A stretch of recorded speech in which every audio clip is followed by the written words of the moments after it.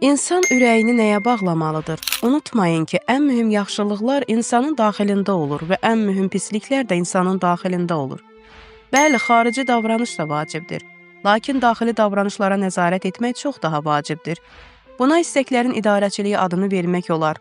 Bilirsiniz ki, dünyada hər bir insana tapşırılan ən vacib iş istəklərin, yəni maraqların və meyillərin idarə edilməsidir. Qərbillərin dünyada çox səylə yaymağa çalışdıqları qərb mədəniyyətində ağıl nəzarəti deyə bir şey yoxdur. Onlar hətta laqeydliyi və iradəsizliyi təbliğ edirlər. Məsələn, musiqinin ən mühüm təsirlərindən biri zehni idarə etməyi insanın əlindən almasıdır. Çox musiqi dinləyən insan artıq diqqətini işinə cəmləyə bilmir və iradəsi tezliklə yox olur. Amma maraqlıdır ki, İslam insan şuurunu idarə etməkdə çox israr edir.